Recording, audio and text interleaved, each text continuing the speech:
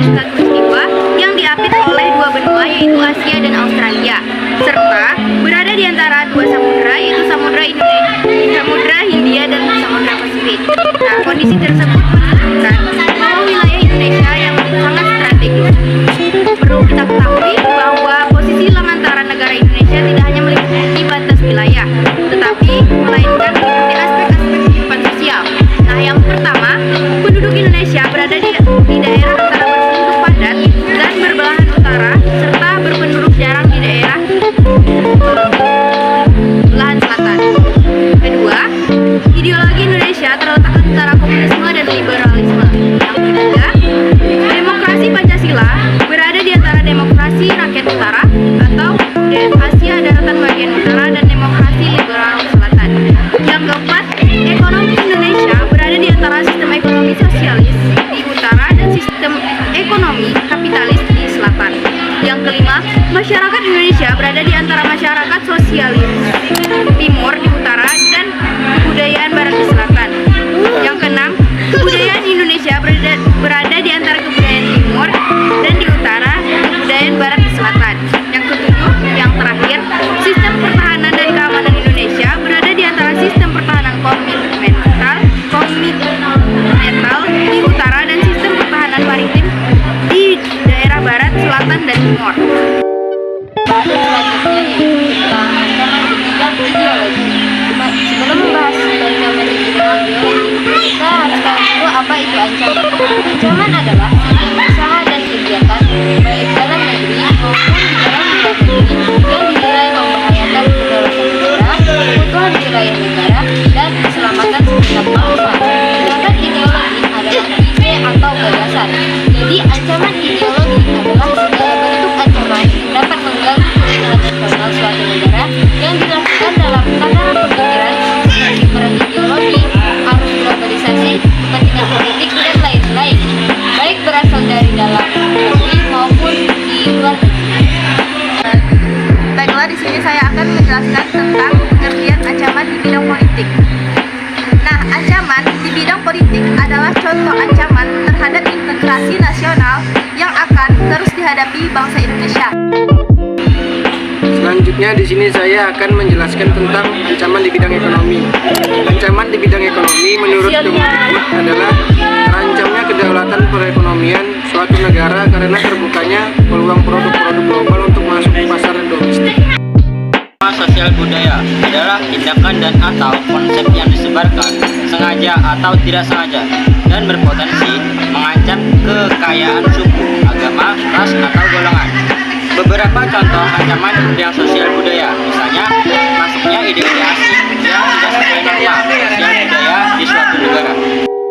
Di bidang pertahanan dan keamanan bisa berbentuk agresi, pelanggaran wilayah, pemberontakan bersenjata, sabotase, spionase, aksi teror bersenjata, dan lainnya. Ancaman ini menjadi salah satu hal yang membahayakan jika tidak ditanggulangi karena ancaman di bidang pertahanan dan keamanan bentuknya begitu. Apa saja sih ancaman integrasi nasional? Nah, ancaman bagi integrasi nasional tersebut datang dari luar negeri maupun dalam negeri Indonesia dengan berbagai dimensi kehidupan seperti ideologi, politik, ekonomi, sosial budaya, serta pertahanan dan keamanan. Kita akan membahas strategi mengatasi ancaman di bidang ideologi dan politik. Terdapat beberapa strategi untuk menghadapi di bidang tersebut, yaitu yang pertama, memberi informasi kepada rakyat. Informasi atau pengetahuan kepada rakyat mengenai pihak asing harus diberikan. Hal ini agar masyarakat tidak mudah percaya terhadap pengaruh asing, terlebih yang bertentangan dengan ideologi Pancasila. Informasi dapat dilakukan melalui seminar, penyuluhan, iklan, dan lain-lain. Yang kedua, mempelajari Pancasila. Pemahaman ideologi Pancasila harus dilakukan sejak duduk di bangku sekolah melalui mata pelajaran atau kegiatan lain, sehingga siswa maupun mahasiswa lebih memahami dan mengerti pentingnya Pancasila sebagai ideologi negara. Nah, yang ketiga itu membentangi diri melalui pemimpin agama, yaitu pemerintah dapat mengajak pemimpin agama untuk bersama-sama membentengi diri terhadap kemungkinan adanya ancaman berpotensi ideologi. Hal ini karena pemimpin agama memiliki peran sangat penting dalam kehidupan masyarakat.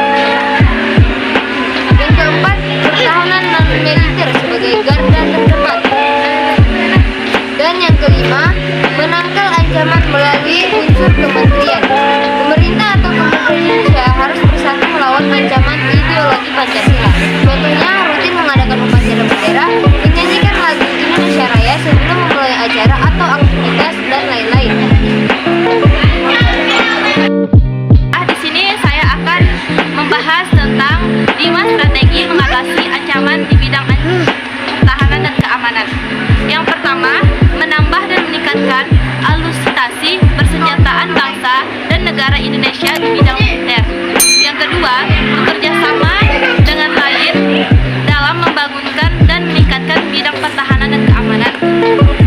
Yang ketiga, melatih TNI untuk lebih siap dalam menghadapi integrasi. Yang keempat, meningkatkan sikap nasionalisme terhadap bangsa bagi masyarakat pada umumnya. Yang terakhir ataupun yang kelima ialah memberikan pelatihan dan wawasan kebangsaan. Ancaman di bidang sosial. 1. Bangsa Indonesia di mana masyarakatnya harus tetap berpegang teguh pada ideologi bangsa dan negara Indonesia yaitu Pancasila. 2. Melakukan pemilihan-pemilihan atau penyaringan terhadap budaya yang masuk di kehidupan masyarakat Indonesia. 3. Tetap dan terus memelihara serta menjaga keselarasan fundamental yaitu hubungan dengan Tuhan, manusia, dan lingkungan kehidupan sosial masyarakat. 4. Terus meningkatkan persatuan dan kesatuan dengan perkembangan budaya, tradisi, pendidikan, dan kepemimpinan. 5. Mengedepankan dan meningkatkan nasionalisme bangsa Indonesia di dalam keberlangsungan kehidupan masyarakat. 6. Mengamalkan terus dengan seksama tentang Bhinneka Tunggal Ika. Sekian video penjelasan dari kami. Wassalamualaikum warahmatullahi wabarakatuh.